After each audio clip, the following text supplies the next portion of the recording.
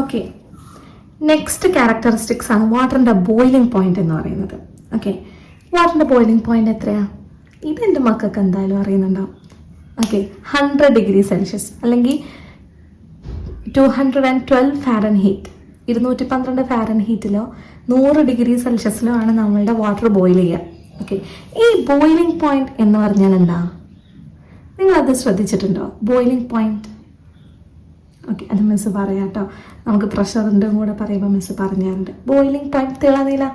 Okay, ഈ boiling point കഴിഞ്ഞാൽ പിന്നെ വാട്ടറിന് എന്താ സംഭവിക്കുന്നത്? നിങ്ങളത് എപ്പോഴെങ്കിലും ശ്രദ്ധിച്ചിട്ടുണ്ടോ? ഓക്കെ, യെസ്, നിങ്ങൾ ഗസ് ചെയ്തത് ഒരു പരിധിവരെ ശരിയാണ്. അതായത് നമ്മൾ ബോയിലിംഗ് പോയിന്റ് കഴിഞ്ഞാൽ പിന്നെ even with continued heating the temperature stops increasing as the extra energy is used to change water from liquid to gas. അതായത് നമ്മൾ ബോയിലിംഗ് പോയിന്റ് നോക്കാൻ വേണ്ടിയിട്ട് നമ്മളൊരു തെർമോമീറ്റർ എടുത്തിട്ട് തിളക്കുന്ന വെള്ളത്തിൽ വെച്ചു. എന്നിട്ട് വെള്ളം തിളക്കാൻ തുടങ്ങി. തെർമോമീറ്ററിൽ 100 ഡിഗ്രിന്ന് കാണിച്ചു, ഡിഗ്രി സെൽഷ്യസ്. അപ്പോൾ എന്നിട്ട് നമ്മൾ വീണ്ടും ഗ്യാസ് ഓഫ് ചെയ്തില്ല എന്നുണ്ടെങ്കിലും അത് 101, 105, 110 ആയിട്ട് കൂടില്ല. അത് വരെ കൂടും. 100 വരെ തെർമോമീറ്റർ കൂടിക്കൊണ്ടേയിരിക്കും. ബട്ട് 100ൽ അത് സ്റ്റക്കാവും, സ്റ്റോപ്പ് ആവും. പിന്നെ അത് ഇൻക്രീസ് ചെയ്യില്ല. പിന്നെ അവിടെ എന്താ നടക്കുന്നത്? പിന്നെ നമ്മളുടെ പാത്രത്തിലുള്ള വെള്ളം അങ്ങനെ കുറയും, വെള്ളത്തിൻ്റെ ക്വാണ്ടിറ്റി കുറയും. What it means water is evaporating into, അല്ലെങ്കിൽ ആ ഒരു ലിക്വിഡ് സ്റ്റേറ്റിലുള്ള വാട്ടർ ഗ്യാഷ്യസ് സ്റ്റേറ്റിലോട്ട് കൺവേർട്ട് ചെയ്യുക ചെയ്യുന്നത്. ഓക്കെ, അല്ലാതെ പിന്നെ അവിടെ എന്ത് ചെയ്യില്ല? ഹീറ്റ് കൂടില്ല, അല്ലെങ്കിൽ ടെമ്പറേച്ചർ കൂടില്ല. ആ ഒരു പിന്നെ കൊടുക്കുന്ന ഹീറ്റ് എനർജി മൊത്തം നമ്മൾ വാട്ടർ എന്ത് ചെയ്യും? വാട്ടർ ഗ്യാസ് ആവാനാണ് നോക്കുക. സ്റ്റീം, വാട്ടറിൻ്റെ ഗ്യാസ് ഫോമിൽ നമ്മൾ സ്റ്റീം എന്ന് പറയും. അപ്പോൾ ലിക്വിഡ് ഗ്യാസ് ആവാൻ അല്ലെങ്കിൽ വാട്ടർ സ്റ്റീം ആവാനാണ് പിന്നെ ചെയ്യുന്നത്. എന്തുകൊണ്ടാണ്? ഇന്റർമോളിക്കുലാർ ഫോഴ്സ് അവിടെ ഓവർകം ചെയ്തു. കാരണം വാട്ടർ തമ്മിലുള്ള ബോണ്ട് ബ്രേക്ക് ചെയ്യാനുള്ള സഫീഷ്യൻ്റ് എനർജി നമുക്ക് ഹീറ്റിങ്ങിലൂടെ കിട്ടി. ബോയിലിംഗ് കഴിഞ്ഞ് വരുമ്പോൾ പിന്നെ അതെന്ത് ചെയ്യും? നേരെ ഗ്യാസ് ആയിട്ടാണ് കേട്ടോ മാറുന്നത്. അപ്പോൾ ബോയിലിംഗ് പോയിന്റ് വാട്ടറിൻ്റെത് 100 ഡിഗ്രി സെൽഷ്യസ് ആണ്. ഓക്കെ, അപ്പോൾ ആ ബോയിലിംഗ് പോയിന്റിൽ കൂടുതലും നമ്മൾ ഹീറ്റ് ചെയ്താൽ അവിടെ ടെമ്പറേച്ചർ ചേഞ്ച് ചെയ്യില്ല, അവിടെ പിന്നെ ഫേസ് ആണ് ചേഞ്ച് ചെയ്യുക. ലിക്വിഡ് സ്റ്റേറ്റിൽ നിന്നും ഗേഷ്യസ് സ്റ്റേറ്റിലോട്ടാണ് പിന്നെ വാട്ടർ കൺവേർട്ട് ചെയ്ത് പോകുന്നത്. ഓക്കെ, പിന്നെ പ്രഷർ ആൻഡ് ബോയിലിംഗ് പോയിന്റ്. ഈ ബോയിലിംഗ് പോയിന്റും പ്രഷറും തമ്മിൽ എന്തെങ്കിലും കണക്ഷൻ ഉണ്ടോ? ഓക്കെ, ഈ പ്രഷർ കുറയുന്ന സ്ഥലത്ത് ബോയിലിംഗ് പോയിന്റും കുറയും. നിങ്ങൾ ശ്രദ്ധിച്ചിട്ടുണ്ടോ? ഓക്കെ, ഈ മൗണ്ടെയിൻ നല്ല ആൾട്ടിറ്റ്യൂഡൊക്കെ അല്ലേ, ഈ പർവ്വതാരോഹകരൊക്കെ പ്രഷർ വളരെ കുറവാവില്ലേ? അവരിങ്ങനെ മല കയറി പർവ്വതങ്ങൾ കയറി പോകുന്ന സമയത്ത്, അല്ലെങ്കിൽ വാക്വത്തിലൊക്കെ പ്രഷർ നല്ല കുറവായിരിക്കും. ഈ പ്രഷർ കുറയുമ്പോൾ വെള്ളം അല്ല, ഏതൊരു ലിക്വിഡിൻ്റെയും ബോയിലിംഗ് പോയിന്റും കുറയും. ഓക്കെ, അപ്പോൾ അതിൻ്റെ ഒരു സിറിഞ്ച് വെച്ചിട്ടുള്ള ഒരു എക്സ്പെരിമെൻറ്റ് നമ്മളുടെ ബുക്കിലുണ്ട്. തിളക്കാനായ വാട്ടർ, അതിൽ പെട്ടെന്ന് നമ്മൾ എന്ത് ചെയ്തു? ഒരു സിറിഞ്ച് കൊണ്ട് എടുത്ത് അതിൻ്റെ പ്രഷർ മാറ്റി, അപ്പോൾ ആ വെള്ളം തിളക്കാൻ തുടങ്ങി എന്നുള്ളത്. ഓക്കെ, എക്സ്പെരിമെൻ്റ് നമ്മളുടെ ടെക്സ്റ്റ് ബുക്കിലുണ്ട്. അപ്പോൾ അതെന്താ പറയുന്നത്? പ്രഷർ കുറയുമ്പോൾ ബോയിലിംഗ് പോയിന്റും കുറയും. ഓക്കെ, ഇത് ആണ്ടാണ് നമ്മളുടെ ഈ ഹൈ ആൾട്ടിറ്റ്യൂഡിലൊക്കെ നമുക്ക് കുക്ക് ചെയ്യാൻ ഭയങ്കര സമയമെടുക്കും. കാരണം ഇത് തിളക്കും. ഇപ്പം നമ്മൾ ഹൈ ആൾട്ടിറ്റ്യൂഡിലൊക്കെ പോയിട്ട് നമ്മുടെ പ്രോപ്പർ ബിരിയാണിയൊക്കെ വെക്കാൻ നിൽക്കുകയാണെങ്കിൽ അരിയൊന്നും ചിക്കനൊന്നും വേവില്ല. കാരണം ഈ വെള്ളം എന്ത് ചെയ്യും? അത് ബോയിൽ ചെയ്തിട്ട് ഇവാപ്പറേറ്റ് ചെയ്ത് പോകാൻ തുടങ്ങും. പക്ഷെ നമ്മൾ വെജിറ്റബിൾസും അല്ലെങ്കിൽ ചിക്കനൊന്നും നമ്മൾ വിചാരിച്ച പോലെ പെട്ടെന്ന് വേവില്ല. ഓക്കെ, ഇപ്പം ടൈം കൂടുതലെടുക്കും. പ്രോപ്പറായിട്ട് കുക്ക് ചെയ്യാനൊക്കെ ബുദ്ധിമുട്ടാണ് ഹൈ ആൾട്ടിറ്റ്യൂഡ് ഏരിയാസിലൊക്കെ. ഓക്കെ, നിങ്ങൾ ശ്രദ്ധിച്ചിട്ടുണ്ടോയെന്ന് അറിയില്ല, ഹൈ ആൾട്ടിറ്റ്യൂഡിൽ എത്തുമ്പോൾ പിന്നെ മാഗിയൊക്കെ കൂടുതൽ നമ്മൾ പെട്ടെന്ന് ക്വിക്കായിട്ട് പ്രിപ്പയർ ചെയ്യാൻ പറ്റുക. അല്ലാത്തതൊക്കെ കുറേ സമയമെടുക്കും. അതാണ് ഒന്നാമത് അതിൻ്റെ റീസൺ. ഓക്കെ, സോ ഈ പ്രഷർ, അപ്പോൾ പ്രഷർ കുറയുമ്പോൾ ബോയിലിംഗ് പോയിന്റ് കുറയുമെന്ന് പറഞ്ഞു. അപ്പോൾ പ്രഷർ കൂടിയാലോ? യെസ്, പ്രഷർ കൂടിയാൽ ബോയിലിംഗ് പോയിന്റ് കൂടും. ഈ ഒരു കാര്യമാണ് നമ്മളുടെ പ്രഷർ കുക്കറല്ലേ. പ്രഷർ കുക്കർ നമ്മളെ വീട്ടിലെല്ലാ വീട്ടിലും ഉണ്ടാവും അല്ലേ? അടുക്കളയിൽ നിന്ന് ഇങ്ങനെ സൗണ്ട് കേൾക്കാം, പ്രഷർ കുക്കറിൻ്റെ വിസിൽ. ഓക്കെ, അപ്പോൾ ആ വിസിൽ, പ്രഷർ കുക്കറിലുള്ള ഒരു എന്താണ് പ്രിൻസിപ്പിൾ എന്ന് പറയുന്നത് എന്താണ്? പ്രഷർ കൂടുന്ന സമയത്ത് ബോയിലിംഗ് പോയിന്റ് കൂടും. അപ്പം നമ്മൾ പ്രഷർ കുക്കറിൽ നമ്മൾ നല്ല ഹൈ പ്രഷറാണ് കൊടുക്കുന്നത്, അതിങ്ങനെ സീൽ ചെയ്ത് വെച്ചിട്ട്. അപ്പോൾ അവിടെ ബോയിലിംഗ് പോയിന്റ് കൂടും. അപ്പോൾ നമുക്ക് പെട്ടെന്ന് സാധനം കുക്ക് ചെയ്ത് കിട്ടും അല്ലേ. ഈ പ്രഷർ കുക്കർ കണ്ടുപിടിച്ചത് ആരാന്നറിയോ? ഇത് ബുക്കിൽ എവിടെയും പറയുന്നില്ല കേട്ടോ, ജസ്റ്റ് പ്രഷർ കുക്കർ എന്ന് പറയുമ്പോൾ മിസ് ജസ്റ്റ് ഒരു പോയിന്റ് ആഡ് ചെയ്തതാ. ഡെനിസ് പാപ്പിൻ എന്ന് പറഞ്ഞിട്ടുള്ള ഒരു സയൻറ്റിസ്റ്റാണ് ഈ പ്രഷർ കുക്കർ കണ്ടുപിടിച്ചിട്ടുള്ളത്. ഇത് ഈ ക്വിസ് മത്സരങ്ങളിലൊക്കെ ചോദിക്കാറുണ്ട്, മിസ്സ് പഠിച്ചപ്പോൾ ചോദിച്ചിരുന്നു. അതുകൊണ്ട് നിങ്ങളോടും ഒന്ന് ഷെയർ ചെയ്തു എന്നേ ഉള്ളൂ കേട്ടോ. അപ്പോൾ ആ പേര് ഇങ്ങനെ മനസ്സിൽ കിടക്കുന്നതുകൊണ്ട്. ഓക്കെ, അപ്പോൾ പ്രഷർ ഇൻക്രീസ് ചെയ്താൽ ബോയിലിംഗ് പോയിന്റ് ഇൻക്രീസ് ചെയ്യും. അപ്പോൾ കുക്കിംഗ് നമുക്ക് കുറച്ചും കൂടെ ഈസിയാവും. അപ്പോൾ പെട്ടെന്ന് നമുക്ക് ഫുഡൊക്കെ കുക്കായി കിട്ടും. കാരണം നല്ല ബോയിലിംഗ് പോയിന്റ് കുറവാണ്. അപ്പോൾ ആ ഒരു പ്രോപ്പർ ഹീറ്റിങ്ങും കാര്യമൊക്കെ കിട്ടുമ്പോൾ എന്ത് ചെയ്യും, നമുക്ക് ഫുഡ് പെട്ടെന്ന് കുക്ക് ചെയ്ത് കിട്ടും. നമ്മൾ നോർമൽ അടുപ്പത്ത് അല്ലെങ്കിൽ ഗ്യാസിലൊക്കെ വെച്ച് ഉണ്ടാക്കുന്ന ഫുഡ്, സെയിം ഫുഡ് തന്നെ ക്വിക്കായിട്ട് ഉണ്ടാക്കാൻ പറ്റും നമുക്ക് പ്രഷർ കുക്കറിൽ. ഓക്കെ, ഇനി മിസ് പറഞ്ഞില്ലേ ബോയിലിംഗ് പോയിന്റും പ്രഷറും തമ്മിലുള്ള ആ ഒരു ഡെഫിനിഷൻ ഒന്നും കൂടെ പറഞ്ഞു തരാമെന്ന്. അതെന്താണോ? ബോയിലിംഗ് പോയിന്റ് എന്ന് പറഞ്ഞാൽ എന്താണ്? Boiling point of A substance is the temperature at which vapour pressure of a liquid equals the pressure surrounding the liquid and liquid changes into vapor. Okay, നമ്മളുടെ നോർമൽ അറ്റ്മോസ്ഫിയറിക് പ്രഷർ എത്രയാണ്? 1 atm. അപ്പോൾ നമ്മളുടെ ഈ ഒരു വെള്ളം, നമ്മുടെ സാധാ വെള്ളം തിളക്കുന്ന സമയത്ത്, ഈ വെള്ളത്തിൻ്റെ തിളക്കുന്ന സമയത്ത് വെള്ളത്തിൻ്റെ വേപ്പർ പ്രഷർ ഉണ്ടാവും. ഓക്കെ, വേപ്പർ പ്രഷർ എന്ന് പറഞ്ഞാൽ എന്താ? ഈ വെള്ളം ഇങ്ങനെ നീരാവിയായി പോകുന്ന സമയത്ത് ആ നീരാവി വെള്ളത്തിൻ്റെ സർഫസിൽ ഉണ്ടാക്കുന്ന പ്രഷറിനെയാണ് നമ്മൾ വേപ്പർ പ്രഷർ എന്ന് പറയുക. അപ്പോൾ ഈ വേപ്പർ പ്രഷർ കൂടി 1 atm ആവും. ഓക്കെ, അപ്പോൾ അറ്റ്മോസ്ഫിയറിക് പ്രഷറും നമ്മളുടെ വാട്ടറിൻ്റെ ബോയിൽ ചെയ്തിട്ടുള്ള ആ ഒരു വേപ്പർ പ്രഷറും ഈക്വൽ ആവുന്ന സമയത്താണ് വെള്ളം ബോയിൽ ചെയ്യാൻ തുടങ്ങുക. ഓക്കെ, അപ്പോൾ ബോയിലിംഗ് പോയിന്റ് എന്ന് പറഞ്ഞാൽ എന്താണ്? അറ്റ്മോസ്ഫിയറിക് പ്രഷറും ആ ഒരു ലിക്വിഡിൻ്റെ വേപ്പർ പ്രഷറും ഈക്വലായി വരുന്ന ടെമ്പറേച്ചർ. അപ്പോൾ വാട്ടറിൻ്റെ കേസിൽ ഇറ്റ് ഈസ് 100 ഡിഗ്രി സെൽഷ്യസ്. ഇനിയിപ്പോൾ നമ്മളുടെ ഓയിലിൻ്റെ കേസിലാവുമ്പോൾ അത് ഡിഫറെൻ്റ് ആയിരിക്കും. ഓക്കെ, ഓരോ സബ്സ്റ്റൻസിനും ഡിപ്പെൻഡ് ചെയ്യും. നമ്മളുടെ ചാപ്റ്റർ വാട്ടർ ആയതുകൊണ്ടാണ് നമ്മൾ വാട്ടറിനെ ബേസ് ചെയ്തിട്ട് പറയുന്നത്. Okay, so boiling point of a water increases when substance like salt are added to it as more energy is required to boil the water. അപ്പോൾ വെള്ളത്തിൽ നമ്മൾ ഉപ്പോ അങ്ങനെയുള്ള സബ്സ്റ്റൻസുകളൊക്കെ ആഡ് ചെയ്താൽ വെള്ളത്തിൻ്റെ തിളനില ബോയിലിംഗ് പോയിന്റ് കൂടുക ചെയ്യുക കേട്ടോ. ഓക്കെ, അപ്പോൾ നമുക്ക് കൂടുതൽ ഡീറ്റെയിൽസ് ഒന്നും വേണ്ട, നിങ്ങൾ പഠിക്കും. ഹയർ ക്ലാസ്സിൽ നിങ്ങൾ കെമിസ്ട്രി ഒക്കെ ഫോളോ ചെയ്യുകയാണെങ്കിൽ നിങ്ങൾക്ക് ഷുവറായിട്ടും പഠിക്കാനുണ്ടാവും. രസമുള്ള ടോപ്പിക്കാണ്. ഓക്കെ, ഇനി വരുന്ന നെക്സ്റ്റ് ക്യാരക്ടറിസ്റ്റിക്കാണ് ഹീറ്റ് കപ്പാസിറ്റി. വാട്ടറിൻ്റെ ഹീറ്റ് കപ്പാസിറ്റി. ഓക്കെ, ഈ ഹീറ്റ് കപ്പാസിറ്റി എന്ന് പറഞ്ഞാൽ എന്താണ്? പേരിൽ തന്നെ ഉണ്ട് അല്ലേ? The amount of heat energy required to raise the temperature of a given substance by 1 degree Celsius.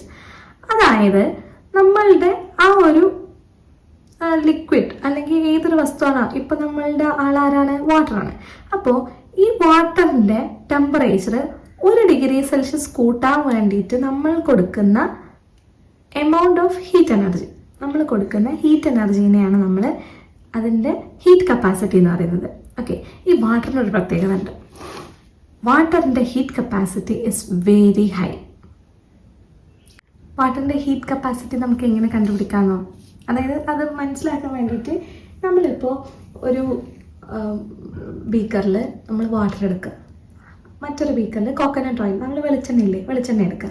എന്നിട്ട് ഇതിനെ രണ്ടിനെയും ഒരുമിച്ച് ചൂടാക്കുക. ഓക്കെ, എന്നിട്ട് ഒരു 10 സെക്കൻഡ് കഴിയുമ്പോൾ അല്ലെങ്കിൽ 1 മിനിറ്റ് കഴിയുമ്പോൾ ഇങ്ങനെ നമ്മൾ അതിൻ്റെ ടെമ്പറേച്ചർ ചെക്ക് ചെയ്യുക. അപ്പോൾ ഈ കോക്കനട്ട് ഓയിലിൻ്റെ ടെമ്പറേച്ചർ എന്ന് പറയുന്നത് പെട്ടെന്ന് ഇങ്ങനെ കൂടിക്കൊണ്ടേയിരിക്കും. ഓക്കെ, അതിൻ്റെ ബോയിലിംഗ് പോയിന്റ് എത്തുന്നവരെ ഇങ്ങനെ കൂടി പോകും. പക്ഷേ വെള്ളത്തിൻ്റെ അറ്റ് ദ സെയിം ടൈം, ഒരേ ടൈം ഇൻ്റർവെല്ലിൽ ഒരു 30 സെക്കൻഡ് കഴിഞ്ഞിട്ട് നമ്മളിങ്ങനെ നോക്കുമ്പോൾ വാട്ടറിൻ്റെ ടെമ്പറേച്ചർ അങ്ങനെ മെല്ലെ കൂടുന്നുണ്ടാവുമല്ലോ. പക്ഷേ കോക്കനട്ട് ഓയിലിൻ്റെ ടെമ്പറേച്ചർ ഇങ്ങനെ ക്വിക്കായിട്ട് കൂടും. അതെന്തുകൊണ്ടാണ്? വാട്ടറിന് ഹൈ ഹീറ്റ് കപ്പാസിറ്റി ഉള്ളതുകൊണ്ടാണ്. ഓക്കെ, നമ്മുടെ വാട്ടറിൻ്റെ ടെമ്പറേച്ചർ അങ്ങനെ പെട്ടെന്ന് ക്വിക്കായിട്ട് ഇൻക്രീസ് ചെയ്യില്ല, ഗ്രാജുവലി മെല്ലെ ഇൻക്രീസ് ചെയ്യുള്ളൂ. Okay, when compare to other substance. അതുകൊണ്ടാണ് വാട്ടറിന് ഹൈ ഹീറ്റ് കപ്പാസിറ്റി എന്ന് പറയുന്നത്. ഈ ഹൈ ഹീറ്റ് കപ്പാസിറ്റി നമ്മൾ ഉപയോഗിക്കുന്ന സ്ഥലങ്ങൾ ഏതാണോ, നമ്മൾ കൂളിംഗ് ഹോട്ട് ഒബ്ജക്റ്റ്, ഈ വെഹിക്കിളിൽ കൂളൻ്റായിട്ട് നമ്മൾ വാട്ടറിനെ യൂസ് ചെയ്യും. ഓക്കെ, പിന്നെ നമ്മളുടെ ബോഡി ടെമ്പറേച്ചർ മെയിൻറ്റെയിൻ ചെയ്യാൻ യൂസ് ചെയ്യും. ഓക്കെ, വാട്ടറിന് നല്ല ഹീറ്റ് കപ്പാസിറ്റി ഉള്ളതുകൊണ്ടാണത്. കൂളൻ്റായിട്ട് നമ്മൾ വണ്ടിയിലൊക്കെ യൂസ് ചെയ്യാറുണ്ട്. ഓക്കെ, അതേപോലെ water is useful for cooling hot object. നമ്മളിപ്പോൾ നല്ല ചൂടുള്ള ചായ ചൂടാറാൻ വേണ്ടിയിട്ട് നമ്മൾ എന്താ ചെയ്യുക, പെട്ടെന്ന് കുറച്ച് വായുവട്ടമുള്ള ഒരു പാത്രം എടുക്കും, എന്നിട്ട് ഈ ചായൻ്റെ പാത്രം നമ്മൾ ആ വെള്ളത്തിൽ ഇറക്കി വെക്കും. ഓക്കെ, എന്നിട്ട് ഇങ്ങനെ ഇളക്കി കൊടുക്കും. അപ്പോൾ വെള്ളം ഇങ്ങനെ പെട്ടെന്ന് ചൂടാവുന്നതാണ്. ഓക്കെ, പെട്ടെന്ന് ചൂടാവുക മീൻസ് ആ വെള്ളം എന്ത് ചെയ്യും, ഈ ചായയുടെ ചൂടൊക്കെ വെള്ളം വലിച്ചെടുക്കും. അതേപോലെ തന്നെ നല്ല തണുത്ത ക്ലൈമറ്റുള്ള സ്ഥലത്തൊക്കെ നമ്മൾ വെള്ളത്തിൽ വെക്കും ഈ ബോട്ടിൽസൊക്കെ, അതായത് പറ്റത് തണുക്കാതിരിക്കാൻ വേണ്ടിയിട്ട്. ഓക്കെ, അപ്പോൾ വെള്ളം പെട്ടെന്ന് എന്ത് ചെയ്യില്ല, തണുക്കും ചെയ്യില്ല, ചൂടാവും ചെയ്യില്ല. ഓക്കെ, ഇനി നമുക്ക് ഡിസ്കസ് ചെയ്യാനുള്ള next topic is structure of water. വാട്ടറിൻ്റെ സ്ട്രക്ചറാണ്. Okay, first one molecular composition. എന്താണ് വാട്ടറിൻ്റെ മോളിക്കുലാർ കോമ്പോസിഷൻ? വാട്ടറിൻ്റെ ഒരു കെമിക്കൽ ഫോർമുല നമ്മൾ എങ്ങനെയാണ് എഴുതുക? H2O. Okay, H2O. അപ്പോൾ അതിൽ 2 ഹൈഡ്രജൻ ആറ്റംസും ഒരു ഓക്സിജൻ ആറ്റവും ഈ ഒരു ഷേപ്പിലാണ് നിൽക്കുന്നത് കേട്ടോ. ബെൻഡ് ഷേപ്പ്, വി ഷേപ്പ് ഒക്കെ പറയും നമ്മൾ. ഓക്സിജനും ഹൈഡ്രജനും ഈ ഒരു ഷേപ്പിലാണ് നമ്മുടെ വാട്ടർ മോളിക്യൂള് സ്റ്റേ ചെയ്യുന്നത്. ഓക്കെ, പിന്നെ സ്റ്റേറ്റ്സ് ഓഫ് മാറ്റർ, ഇതൊക്കെ നമുക്ക് അറിയുന്ന കാര്യമാണ്. ഓക്കെ, വാട്ടറിൻ്റെ കെമിക്കൽ കോമ്പോസിഷൻ അല്ലെങ്കിൽ മോളിക്കുലാർ കോമ്പോസിഷൻ ഈസ് H2O. പിന്നെ states of matter, water natural substance that can exist in all 3 states. Okay, naturally ഇവർക്ക് 3 സ്റ്റേറ്റിൽ നിൽക്കാൻ പറ്റും: solid, liquid, gas. Solid state is ice, liquid നമ്മുടെ നോർമൽ വാട്ടർ, നമ്മൾ കുടിക്കുന്ന വെള്ളം, പിന്നെ ഗ്യാസ് സ്റ്റീം. ഓക്കെ, നീരാവി. ദെൻ ഇൻ്റർമോളിക്കുലാർ ഫോഴ്സ്, ഇതൊരു ഇമ്പോർട്ടൻ്റ് ആണ്. വാട്ടറിലെ ഇൻ്റർമോളിക്കുലാർ ഫോഴ്സസ് ഈ special attractive force between water molecule is responsible for many of its unique properties. അപ്പോൾ വാട്ടറിൻ്റെ ആറ്റംസിൻ്റെ ഇടയിലുള്ള സ്പെഷ്യൽ അട്രാക്റ്റീവ് ഫോഴ്സാണ്, വാട്ടർ മോളിക്യൂൾസിൻ്റെ ഇടയിലുള്ള special attractive force is responsible for many of its unique properties including it's liquid state at room temperature and surface tension. അപ്പോൾ surface ടെൻഷനോ വെള്ളമായിട്ടല്ലേ നിൽക്കുന്നത്. Normally നമ്മുടെ വെള്ളം liquid സ്റ്റേറ്റിലല്ലേ. But ഇപ്പോൾ ഓക്സിജൻ്റെ ഫാമിലിയിൽ വരുന്ന ബാക്കി സൾഫർ, H2S ഒക്കെ ഗ്യാസ് ഫോമിലാണ് നിൽക്കുന്നത്, ബാക്കി എല്ലാവരും.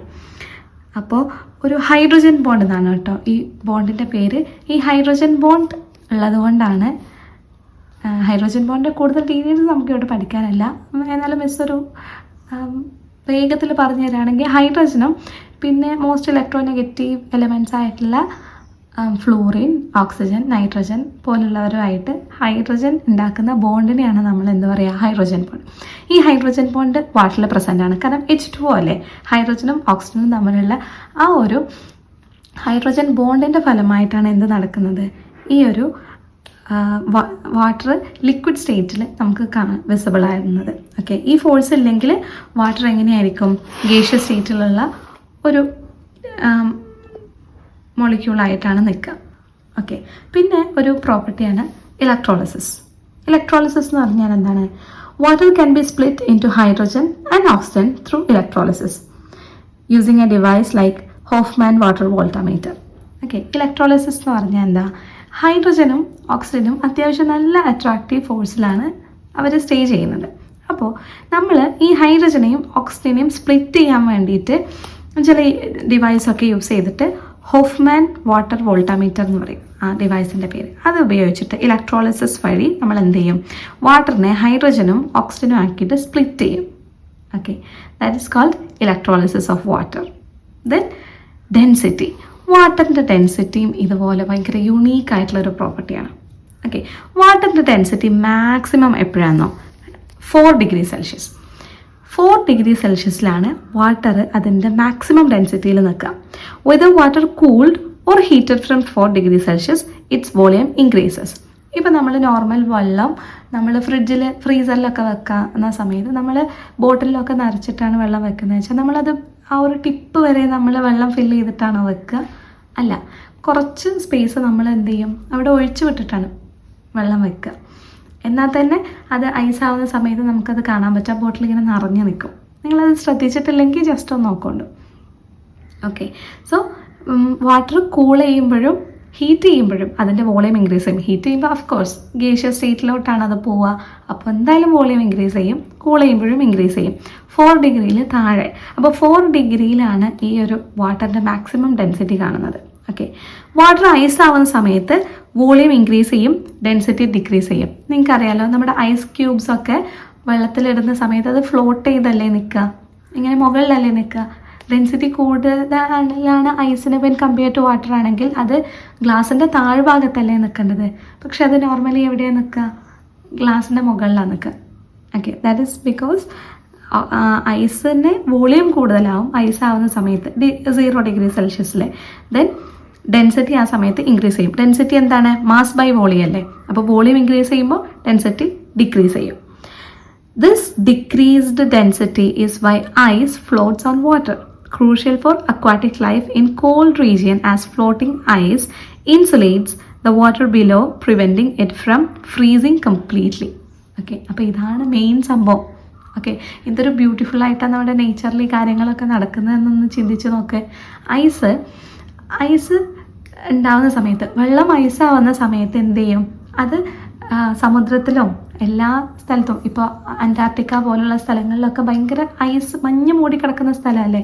പക്ഷേ ഒരുപാട് ലക്ഷക്കണക്കിന് ഓർഗാനിസംസ് ആ കടലിൽ അപ്പോഴും ഇല്ലേ.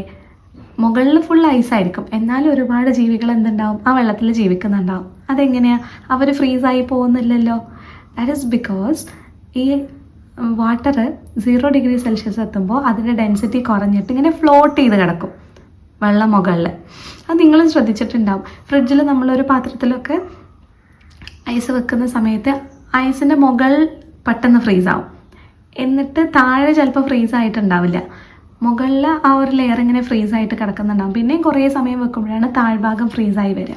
ഓക്കെ, അപ്പോൾ ഈ aquatic animals, aquatic organisms, aquatic life cold റീജിയനിൽ സർവൈവ് ചെയ്യുന്നത് ഈ ഒരു പ്രോപ്പർട്ടി വെച്ചിട്ടാണ്. കാരണം ഐസ് മുകളിൽ ഇങ്ങനെ കിടക്കും, അത് ഇൻസുലേറ്റ് ചെയ്യും. പിന്നെ അറ്റ്മോസ്ഫിയറുമായിട്ട് കോണ്ടാക്ട് ഐസിനെ വരുള്ളൂ, പുതിയ വാട്ടർ വരുന്നില്ല.